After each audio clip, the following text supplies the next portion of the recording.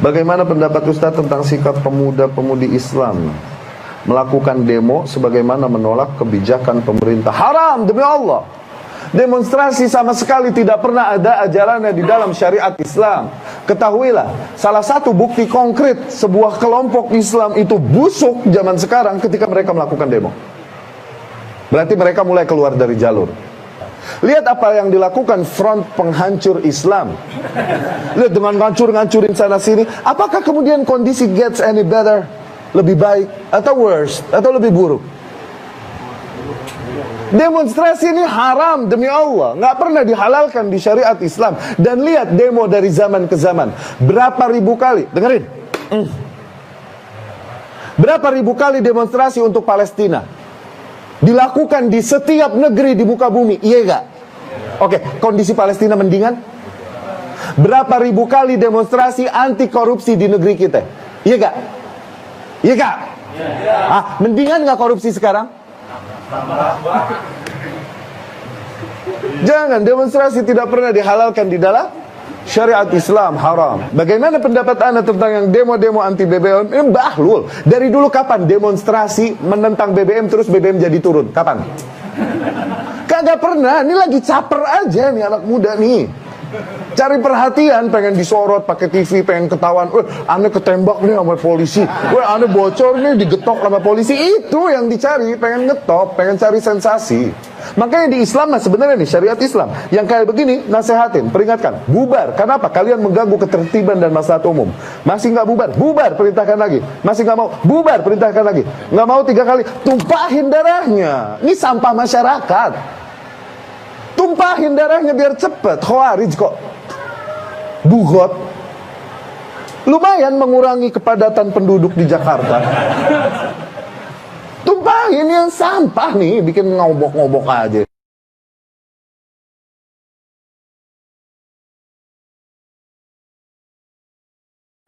Tumpahin darahnya biar cepet. Khawarij kok bugot. Lumayan mengurangi kepadatan penduduk di Jakarta. Tumpahin yang sampah nih, bikin ngobok-ngobok aja. Sesama muslim tanpa alasan yang dibenarkan kita saling mengkafirkan, itu bentuk keradikalan, saudara. Nggak boleh. Kenapa? Hari ini kita kafirkan saudara kita, besok kita halalkan darah saudara kita, lusa kita bunuh saudara kita sendiri, saudara. Ini paham semacam ini berbahaya. Hati-hati, saudara. Awalnya ngafirin, besok ngehalalin darah saudara kita, lusa ngebunuh. Ini paham berbahaya. Tidak boleh dibiarkan, saudara. Jaga diri kita, jaga anak-anak kita, saudara. Tidak boleh paham-paham semacam itu dibiarkan berkembang, saudara. Itu namanya paham radikal. Hati-hati, saudara. Ini persoalan takfir bainal muslimin, amrun azim wa khatir. Allah sudah ingatkan dalam surat An-Nisa ayat 94. Wallahu subhanahu wa ta'ala qala wa la taqulu liman alqa ilaikumus salam lasta mu'minan. Jangan sekali-kali, kata Allah, hai orang yang beriman, kau katakan kepada orang yang memberikan salam kepadamu, artinya sudah menunjukkan identitas Islam, sudah menunjukkan syiar Islam. Enggak boleh kita katakan kepada dia, lasta mu'minan, kamu bukan orang mukmin, kamu bukan orang Islam, kamu kafir, kamu musyrik. Haram. Ini prinsip Ahlus Sunnah wal Jamaah, sudah. Kecuali kufrun bawah, kecuali kufrun sharih, kecuali kekafiran yang nyata.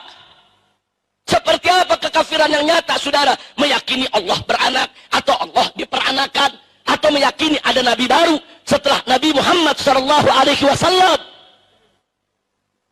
Tapi saudara, kalau dalam persoalan-persoalan furu', baik itu furu'ul akidah, apalagi furu'ul syariah, saudara, Ahlus Sunnah punya prinsip, tidak boleh sembarangan untuk mengkafirkan sesama muslim.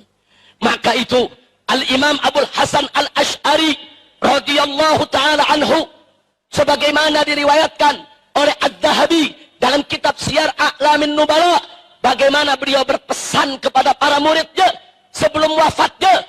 Beliau katakan dengan tegas, ishhadu ala alayya anni la ukaffiru ahadan min ahlil qiblah. Persaksikanlah olehmu, hei para muridku, hei para pengikutku. Ini Imam Abul Hasan Al-Asy'ari, imamnya mazhab akidah Asy'ariyah. Beliau katakan, persaksikanlah atas diriku, sesungguhnya aku tidak mengkafirkan seorang muslim pun daripada ahlul kiblat, saudara. Subhanallah. Nah lalu bagaimana ini muncul kelompok-kelompok yang gampang betul ngafir-ngafirin orang? Saudara, ini negeri Ahlus Sunnah wal Jamaah. Selama Ahlus Sunnah wal Jamaah menjadi mayoritas di Indonesia, nggak usah khawatir. Madhab-madhab yang lain bisa hidup dengan tenang. Jangankan madhab yang lain, orang kafir pun hidup tenang, saudara. Karena Ahlus Sunnah wal Jamaah, saudara, nggak ada diajarkan untuk mengganggu orang lain. Kalau Ahlus Sunnah tetap menjadi mayoritas di Republik ini, saudara, nggak ada Ahlus Sunnah yang mengganggu Syiah, yang mengganggu Wahabi. Syiah dari dulu udah ada di negeri kita. Wahabi dari dulu udah ada di negeri kita. Enggak, Ahlus Sunnah nggak ganggu. Selama mereka tidak mengganggu Ahlus Sunnah, ya ikhwan. Tapi hati-hati. Kalau besok bukan Ahlus Sunnah yang menjadi mayoritas di Republik ini, saudara. Kalau besok bukan Ahlus Sunnah yang menguasai negeri ini, saudara, tidak ada yang bisa menjamin mazhab lain bisa hidup dengan tenang, termasuk Ahlus Sunnah sekalipun, saudara. Lihat apa yang terjadi di Syria. Bagaimana kelompok-kelompok ekstrem Syiah dan kelompok-kelompok ekstrem Wahabi bertempur, saling bunuh, dan Ahlus Sunnah wal Jamaah jadi korbannya, saudara. Almarhum wal maghfurullah Syahid Profesor Dr. Muhammad Said Ramadan Al-Buti, saudara. Siapa beliau? Ulama Asy'ari, ulama Syafi'i. Umur sudah 85 tahun, saudara. Begitu melihat bangsanya, rakyatnya, anak negerinya bertempur, sedih, dia nangis. Dia nasihati pemerintah, jangan bunuh rakyat. Dia nasihati rakyat, jangan berontak kepada pemerintah. Kedua belah pihak dinasihati, saudara. Diminta duduk bermusyawarah. Sebagaimana adat istiadat daripada Ahlus Sunnah wal Jamaah yang selalu menjunjung tinggi musyawarah. Tapi apa yang terjadi, saudara? Menjadi korban fitnah. Yang kelompok Syiah menuduh dia anti Syiah. Yang kelompok Wahabi menuduh dia bela Syiah, saudara. Akhirnya dibom majelisnya, dibunuh saat sedang mengajar tafsir Al-Quran. Biadab. Coba lihat, saudara. Makanya tadi saya katakan, kalau besok bukan Ahlus Sunnah lagi yang jadi mayoritas di negeri ini, siapa yang jamin? Siapa yang jamin Anda tidak ditindas, saudara? Sekarang aja belum berkuasa udah berani mengkafir-kafirkan kita. Sekarang belum berkuasa udah berani bicara di TV, di atas mimbar. Kita disesat-sesatkan, dikafir-kafirkan. Belum berkuasa saja sudah seenaknya menghina-hina kita. Apalagi berkuasa, saudara. Nah, saya bicara begini, bukan saya memprovokasi Anda untuk memerangi Syiah atau memerangi Wahabi, bukan. Tapi saya memotivasi Anda untuk memperkuat diri, untuk merapatkan barisan, untuk menguatkan benteng kita, Ahlus Sunnah wal Jamaah, saudara. Kalau benteng kita kuat, barisan kita kuat, mau Syiah, mau Wahabi, saudara, mau kelompok-kelompok lain, nggak bisa untuk memporak-porandakan persatuan kita. Tapi kalau besok mereka menjadi mayoritas, hati-hati. Lihat yang terjadi di Syria. Lihat yang terjadi di Irak, saudara. Lihat yang terjadi di Yaman saat ini, saudara. Yang jadi korban Ahlus Sunnah wal Jamaah. Ma'had-ma'had Ahlus Sunnah dibom. Rubat-rubat Ahlus Sunnah dibom. Saat ini 4.000 pelajar Ahlus Sunnah wal Jamaah yang selama ini sedang tekun belajar di Yaman. Madhab Syafi'i yang mereka pelajari, Asy'ari yang mereka pelajari. Begitu Yaman diobok-obok, diporak-poranda, bubar, pulang semua ke negerinya, saudara. Siapa yang terlibat? Yang terlibat Syiah yang ekstrim, Wahabi yang ekstrim, saudara. Ini ekstremitas, saudara, berbahaya. Mau di kalangan Syiah ke, mau di kalangan Wahabi ke, kalau sudah ekstrim, sangat-sangat membahayakan persatuan Islam.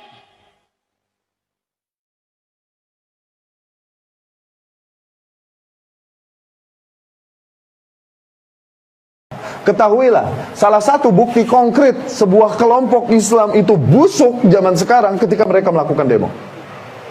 Berarti mereka mulai keluar dari jalur. Lihat apa yang dilakukan front penghancur Islam.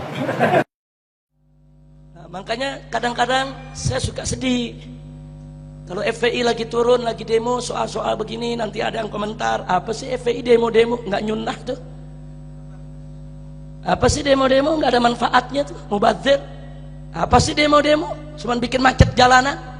Innalillahi wa inna ilaihi raji'un. Saudara, kalau umat tidak turun, umat tidak tunjukkan kekuatan untuk memberikan tekanan kepada presiden, presiden nggak pernah tahu seberapa besar kekuatan kita, saudara.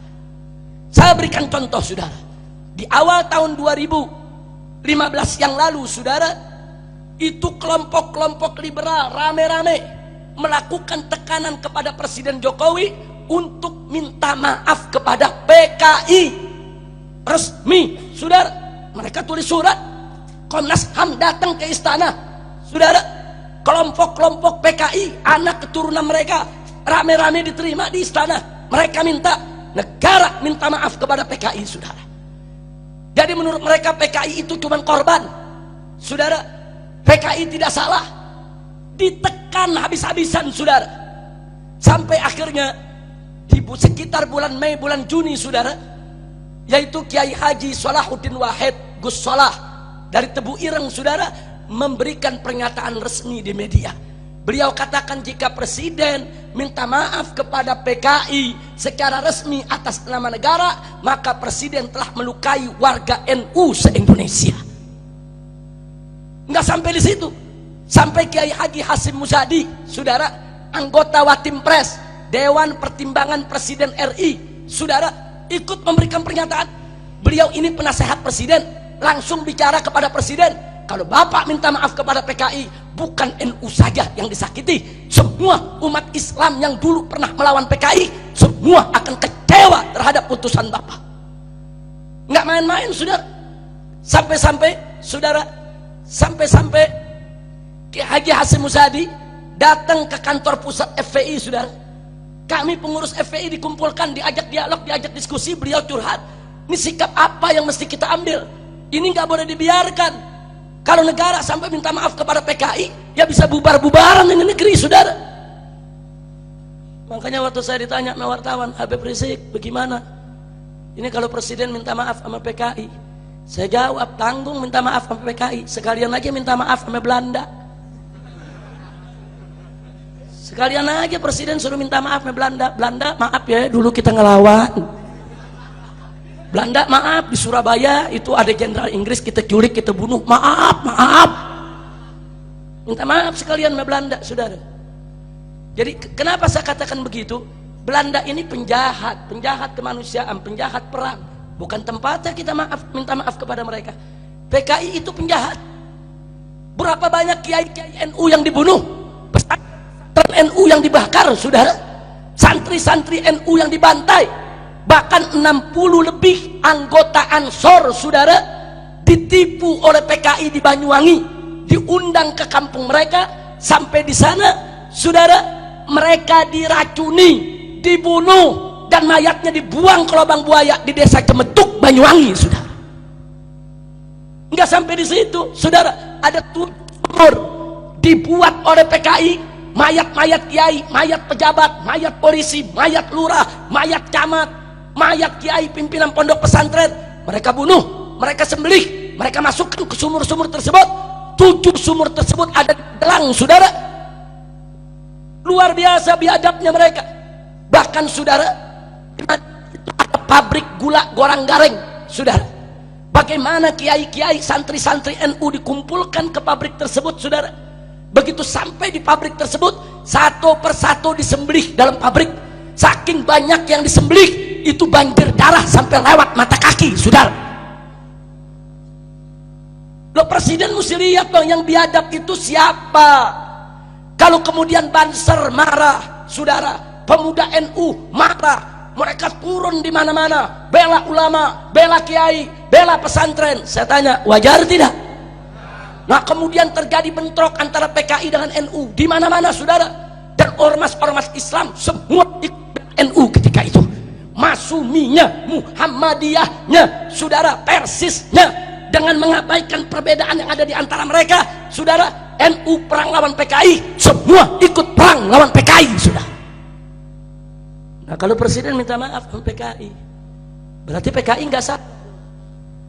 Nanti kalau PKI nggak salah, berarti yang salah NU, berarti yang salah Ansor, berarti yang salah Ansor, berarti yang salah tentara, berarti yang salah kiai. Kurang ajar, saudara. Nggak sampai di situ. Anda tahu pimpinan pondok-pondok pesantren NU saat ini, saudara, yang sepuh-sepuh nih. Ada Kiai Haji Nawawi di Sidogiri, saudara. Kemudian ada Gus Solah di Tebu Ireng, saudara. Kemudian ada keluarga Ki Idris di Lirboyo, saudara, dan seterusnya. Tanya mereka, saudara, dulu tahun 65 mereka di mana? Dulu tahun 65 mereka pemimpin-pemimpin Ansor, saudara. Mereka orang-orang muda, pemimpin Bansar. Mereka turun perang lawan PKI, saudara.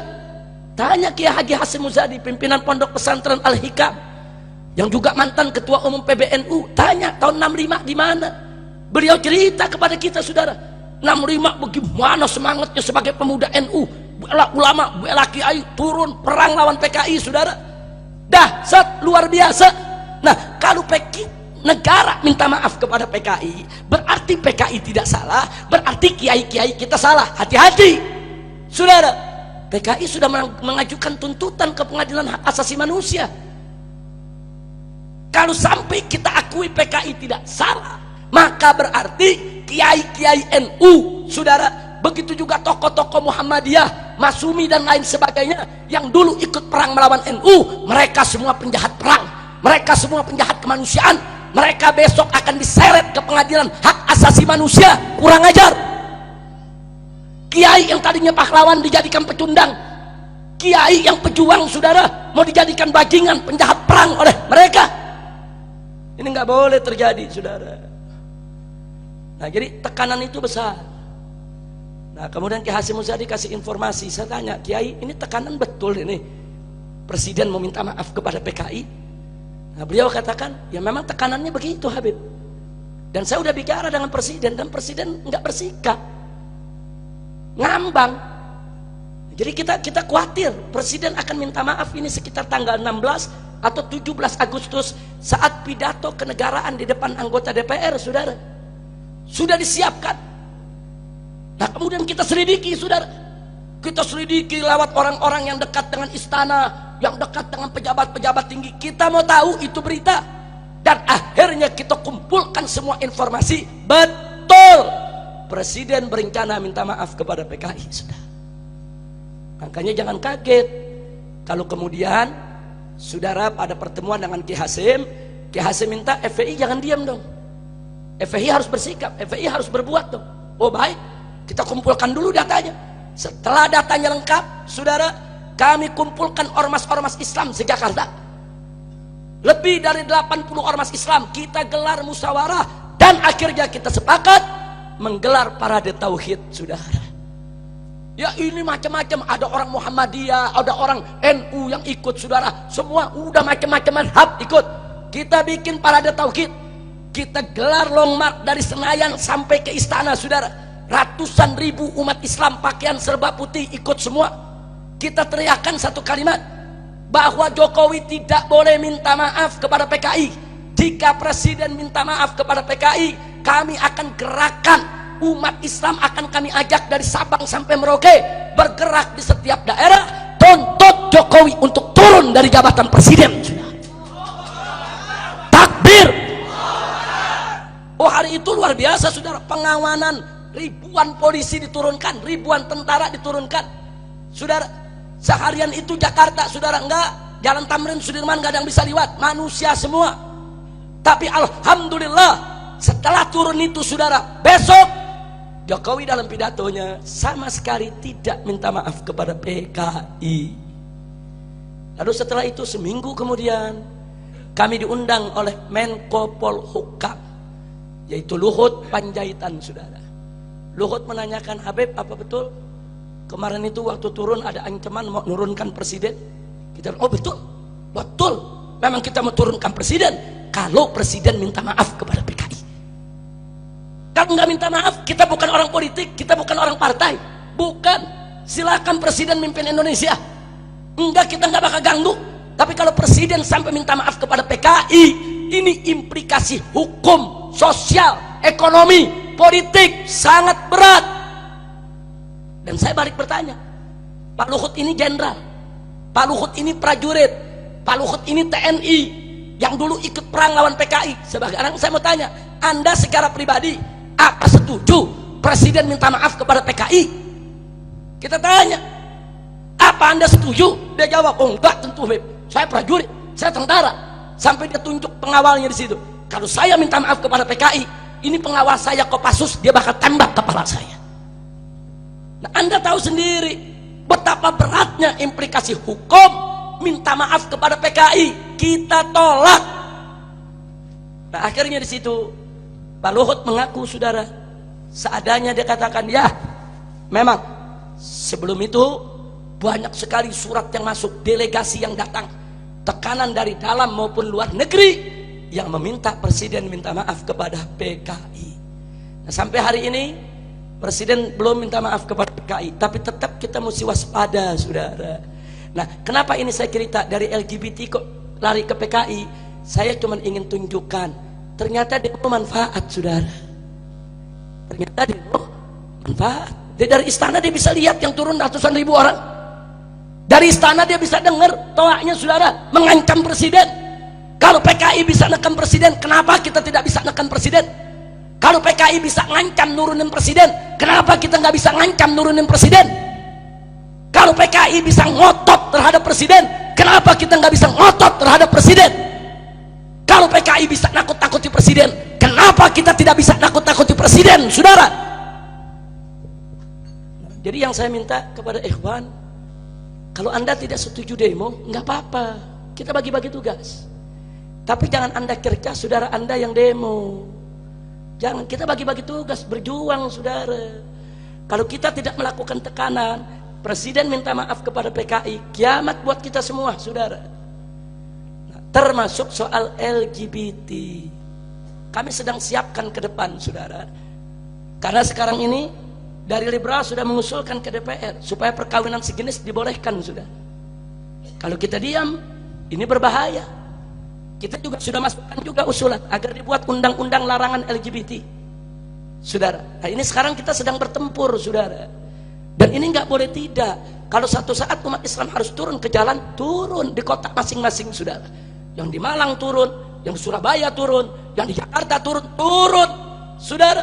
Kalau harus turun, tolak LGBT di Indonesia, saudara. Nggak boleh LGBT diresmikan di Indonesia, tidak. Nama kita saya mau tanya semua yang ada di sini, saudara. Jadi kalau kami sedang berjuang agar pemerintah membuat undang-undang larangan LGBT di Indonesia, setuju tidak? Dukung tidak? Kalau suatu saat nanti Anda semua diminta dengan ikhlas turun ke jalan, siap tidak? Takbir. Shallu ala nabi. Soal LGBT saat ini kita belum perlu turun, belum, saudara. Tapi turun-turun kecil, bubarin konferensi gay, bubarin festival film gay, itu sudah kami lakukan, saudara. Jadi mereka bikin festival film LGBT, mereka sewa satu bioskop, mereka kumpulkan anak-anak muda, saudara, disetelkan film lesbi dan film gay. Ini kita bubarkan di mana-mana kota. Saya minta kalau di Malang Anda dengar ada pertemuan LGBT, bubarkan. Nah, tunjukkan penolakan kita terhadap kemunkaran. Insya. Tapi kalau nanti tekanan mereka semakin kuat kepada presiden, maka tekanan kita juga mesti lebih kuat, saudara.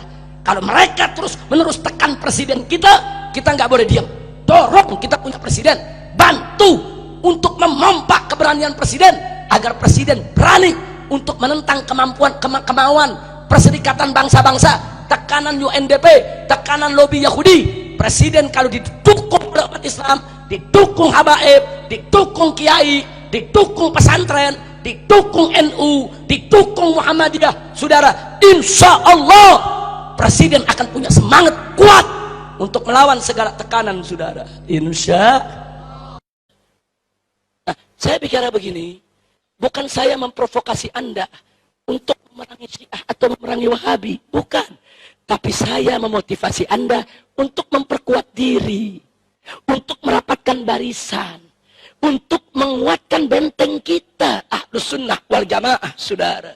Kalau benteng kita kuat, barisan kita kuat, mau Syiah, mau Wahabi, saudara, mau kelompok-kelompok lain, tidak bisa untuk memporak-porandakan persatuan kita. Tapi kalau besok mereka yang menjadi mayoritas, hati-hati. Lihat yang terjadi di Syria. Lihat yang terjadi di Irak, saudara. Lihat yang terjadi di Yaman saat ini, saudara. Yang jadi korban Ahlus Sunnah wal Jamaah. Ma'had Ahlus Sunnah dibom. Rubat-rubat Ahlus Sunnah dibom. Saat ini 4.000 pelajar Ahlus Sunnah wal Jamaah yang selama ini sedang tekun belajar di Yaman. Madhab Syafi'i yang mereka pelajari, Asy'ari yang mereka pelajari.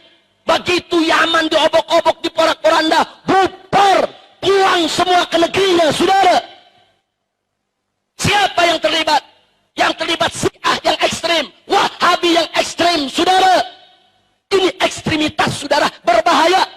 Mau di kalangan Syiah ke, mau di kalangan Wahabi ke, kalau sudah ekstrim, sangat-sangat membahayakan persatuan Islam.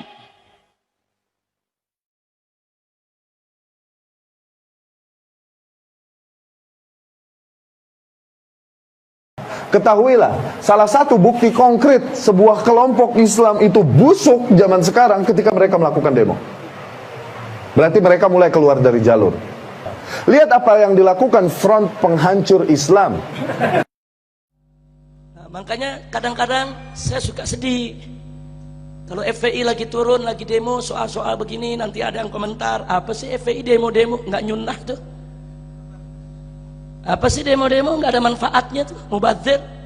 Apa sih demo-demo, cuman bikin macet jalanan.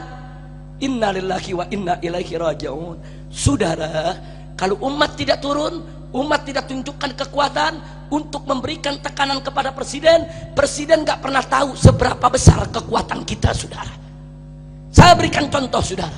Di awal tahun 2015 yang lalu, saudara, itu kelompok-kelompok liberal rame-rame melakukan tekanan kepada Presiden Jokowi untuk minta maaf kepada PKI. Resmi, saudara. Mereka tulis surat, Komnas HAM datang ke istana, saudara. Kelompok-kelompok PKI, anak keturunan mereka rame-rame diterima di istana. Mereka minta negara minta maaf kepada PKI, saudara. Jadi menurut mereka PKI itu cuma korban, saudara. PKI tidak salah. Ditekan habis-habisan, saudara.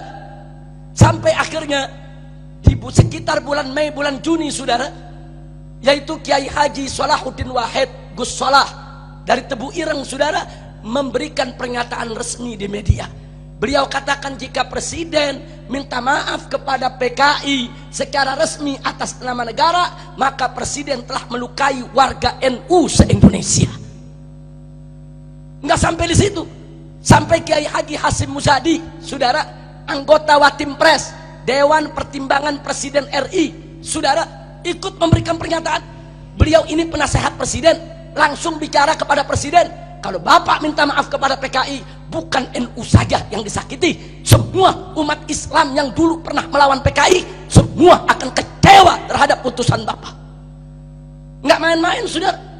Sampai-sampai, saudara, sampai-sampai Kiai Haji Hasyim Muzadi datang ke kantor pusat FPI, saudara.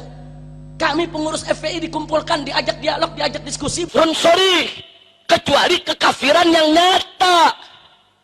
Seperti apa kekafiran yang nyata, saudara? Meyakini Allah beranak, atau Allah diperanakan, atau meyakini ada nabi baru setelah Nabi Muhammad SAW.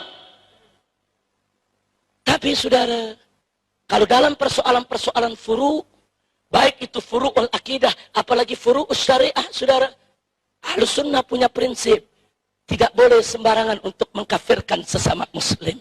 Maka itu Al-Imam Abul Hasan Al-Asy'ari radhiyallahu ta'ala anhu, sebagaimana diriwayatkan oleh Adz-Dzahabi dalam kitab Siyar A'lamin Nubala, bagaimana beliau berpesan kepada para muridnya sebelum wafatnya. Beliau katakan dengan tegas, "Ishhadu alayya anni la ukaffiru ahadan min ahlil qiblah." Persaksikanlah olehmu, hei para muridku, hei para pengikut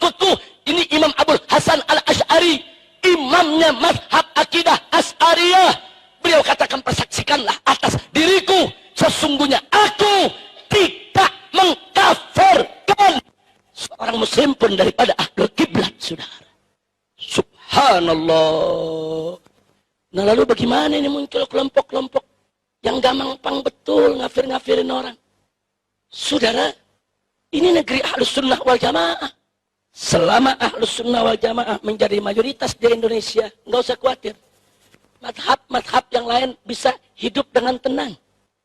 Jangankan madhab yang lain, orang kafir pun hidup tenang, saudara. Karena Ahlus Sunnah wal Jamaah, saudara, nggak ada diajarkan untuk mengganggu orang lain. Kalau Ahlus Sunnah tetap menjadi mayoritas di Republik ini, saudara, nggak ada Ahlus Sunnah yang mengganggu Syiah, yang mengganggu Wahabi. Syiah dari dulu udah ada di negeri kita. Wahabi dari dulu udah ada di negeri kita. Nggak, Ahlus Sunnah nggak ganggu. Selama mereka tidak mengganggu Ahlus Sunnah, ya ikhwan. Tapi hati-hati. Kalau besok bukan Ahlus Sunnah yang menjadi mayoritas di Republik ini, saudara, kalau besok bukan Ahlus Sunnah yang menguasai negeri ini, saudara, tidak ada yang bisa menjamin mazhab lain bisa hidup dengan tenang, termasuk Ahlus Sunnah sekalipun, saudara. Lihat apa yang terjadi di Syria. Bagaimana kelompok-kelompok ekstrem Syiah dan kelompok-kelompok ekstrem Wahabi bertempur, saling bunuh, dan Ahlus Sunnah wal Jamaah jadi korbannya, saudara. Almarhum wal maghfurullah Syahid Profesor Dr. Muhammad Said Ramadan Al-Buti, saudara.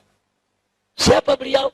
Ulama Asy'ari, ulama Syafi'i, umur sudah 85 tahun, saudara.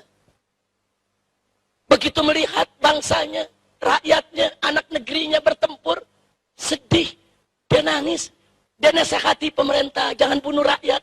Dia nasihati rakyat, jangan berontak kepada pemerintah. Kedua belah pihak dinasihati, saudara. Diminta duduk bermusyawarah. Sebagaimana adat istiadat daripada Ahlus Sunnah wal Jamaah yang selalu menjunjung tinggi musyawarah. Tapi apa yang terjadi, saudara? Menjadi korban fitnah. Yang kelompok Syiah menuduh dia anti Syiah. Yang kelompok Wahabi menuduh dia bela Syiah, saudara.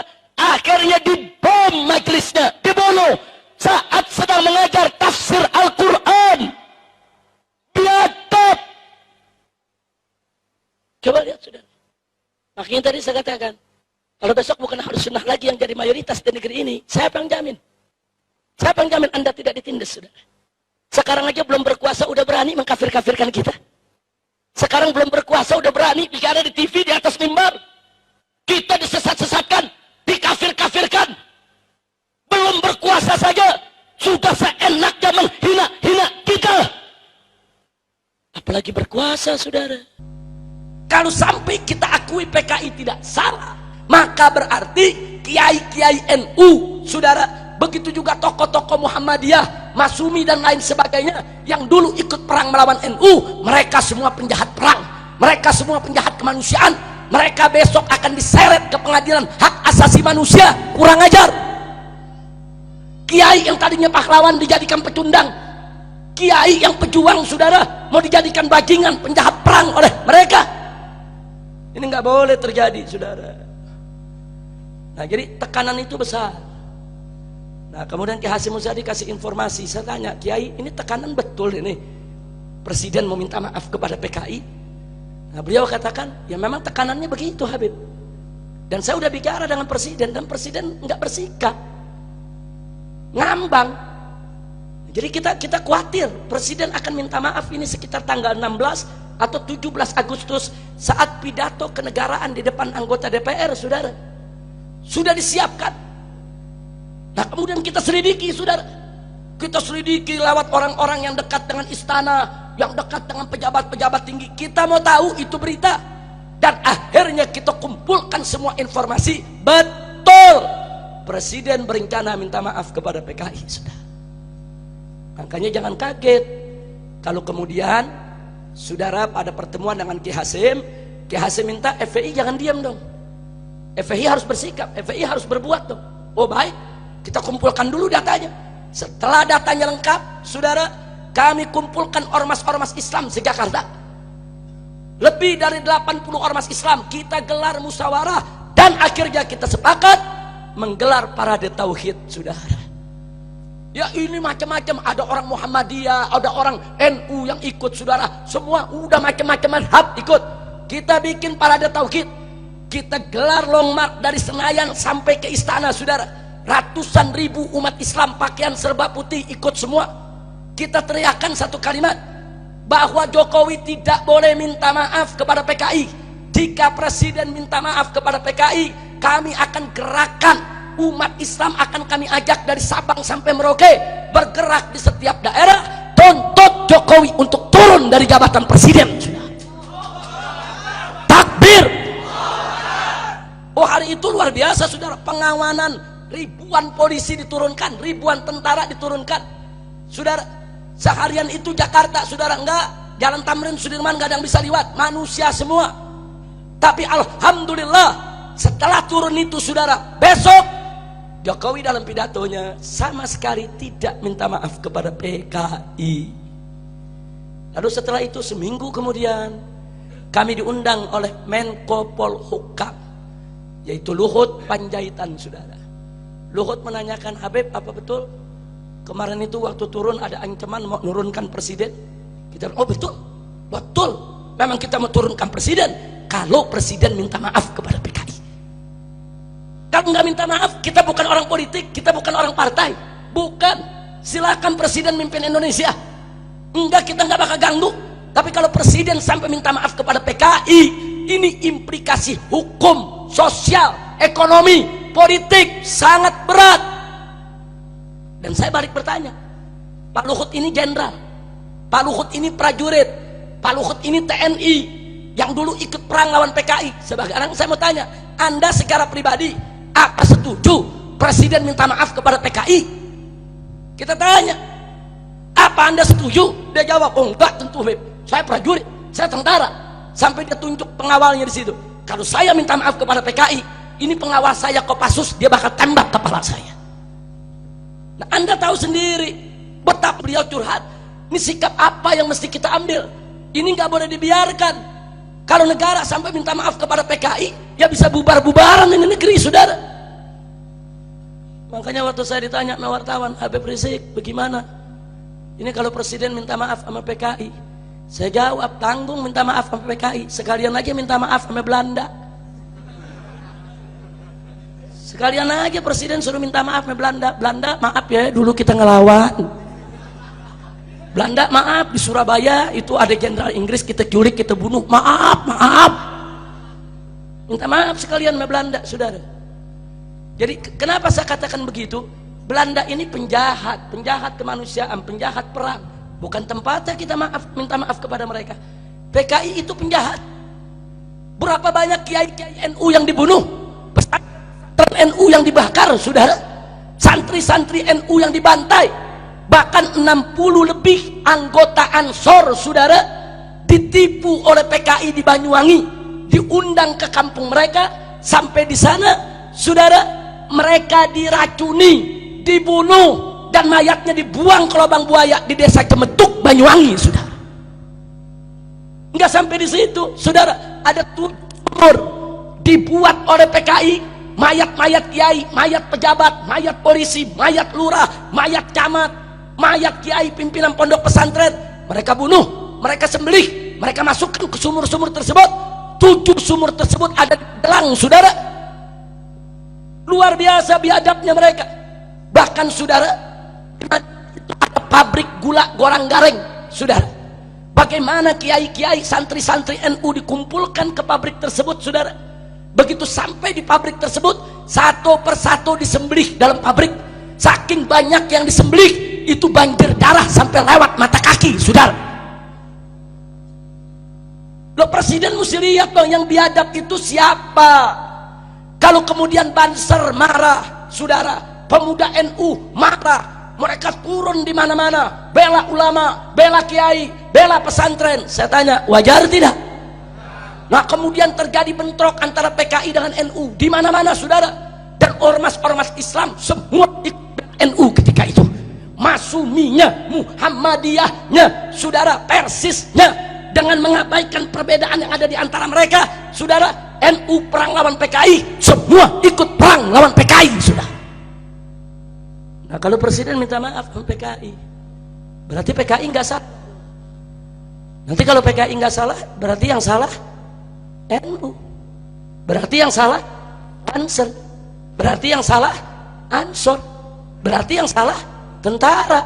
Berarti yang salah kiai. Kurang ajar saudara. Nggak sampai di situ. Anda tahu pimpinan pondok-pondok pesantren NU saat ini saudara, yang sepuh-sepuh nih, ada Kiai Haji Nawawi di Sidogiri saudara, kemudian ada Gus Solah di Tebu Ireng saudara, kemudian ada keluarga Ki Idris di Lirboyo saudara, dan seterusnya. Tanya mereka saudara, dulu tahun 65 mereka di mana? Dulu tahun 65 mereka pemimpin-pemimpin Ansor saudara, mereka orang-orang muda pemimpin Bansar, mereka turun perang lawan PKI saudara. Tanya Kiai Haji Hasyim Muzadi, pimpinan pondok pesantren Al-Hikam, yang juga mantan ketua umum PBNU. Tanya tahun 65 di mana? Beliau cerita kepada kita saudara, 65 bagaimana semangatnya sebagai pemuda NU, bela ulama, bela kiai, turun perang lawan PKI saudara. Dahsyat luar biasa. Nah, kalau negara minta maaf kepada PKI, berarti PKI tidak salah, berarti kiai-kiai kita salah. Hati-hati saudara. PKI sudah mengajukan tuntutan ke pengadilan hak asasi manusia. Bagaimana pendapat Ustadz tentang sikap pemuda-pemudi Islam melakukan demo sebagaimana menolak kebijakan pemerintah? Haram demi Allah. Demonstrasi sama sekali tidak pernah ada ajarannya di dalam syariat Islam. Ketahuilah, salah satu bukti konkret sebuah kelompok Islam itu busuk zaman sekarang ketika mereka melakukan demo. Berarti mereka mulai keluar dari jalur. Lihat apa yang dilakukan front penghancur Islam. Lihat dengan ngancur-ngancurin sana sini. Apakah kemudian kondisi gets any better? Lebih baik atau worse? Atau lebih buruk? Demonstrasi ini haram demi Allah. Nggak pernah dihalalkan di syariat Islam. Dan lihat demo dari zaman ke zaman. Berapa ribu kali? Dengerin. Berapa ribu kali demonstrasi untuk Palestina dilakukan di setiap negeri di muka bumi, iya gak? Oke, kondisi Palestina mendingan? Berapa ribu kali demonstrasi anti korupsi di negeri kita? Iya gak? Iya gak? Mendingan gak korupsi sekarang? Jangan, demonstrasi tidak pernah dihalalkan di dalam syariat Islam, haram. Bagaimana pendapat Anda tentang yang demo-demo anti BBM? Ini bahlul. Dari dulu kapan demonstrasi menentang BBM terus BBM jadi turun? Kapan? Kagak pernah. Ini lagi caper aja nih anak muda nih. Cari perhatian, pengen disorot pakai TV, pengen ketahuan. Ane ketembak nih sama polisi. Ane bocor nih digetok sama polisi. Itu yang dicari, pengen ngetop, pengen cari sensasi. Makanya di Islam sebenarnya nih syariat Islam yang kayak begini nasehatin, peringatkan, bubar. Kenapa? Kalian mengganggu ketertiban dan maslahat umum. Masih nggak bubar? Bubar, perintahkan lagi. Masih nggak mau? Bubar, perintahkan lagi. Nggak mau 3 kali, tumpahin darahnya. Ini sampah masyarakat. Tumpahin darahnya biar cepet. Khawarij kok. Bugot. Lumayan mengurangi kepadatan penduduk di Jakarta. Tumpahin yang sampah nih, bikin ngobok-ngobok aja.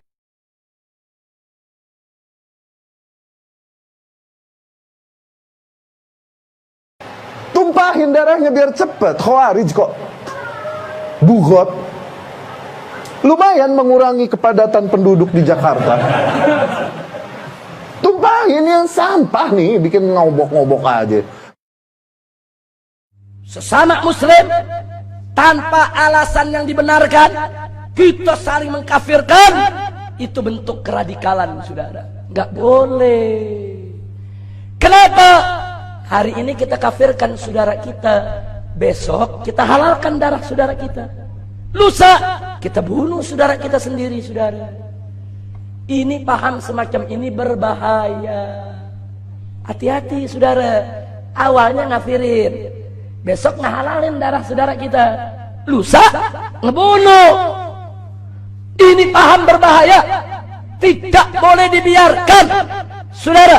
Jaga diri kita, jaga anak-anak kita saudara. Gak boleh paham-paham semacam itu dibiarkan berkembang saudara. Itu namanya paham radikal. Hati-hati saudara. Ini persoalan takfir bainal muslimin, amrun azim wa khatir. Allah sudah ingatkan dalam surat An-Nisa ayat 94. Wallahu subhanahu wa ta'ala qala Wala taqulu liman alqa ilaikumus salam lasta mu'minan. Jangan sekali-kali kata Allah, hai orang yang beriman, kau katakan kepada orang yang memberikan salam kepadamu, artinya sudah menunjukkan identitas Islam, sudah menunjukkan syiar Islam. Enggak boleh kita katakan kepada dia, lasta mu'minan, kamu bukan orang mukmin, kamu bukan orang Islam, kamu kafir, kamu musyrik, haram. Ini prinsip Ahlus Sunnah wal Jamaah, sudah. Kecuali kufrun bawah, kecuali kufrun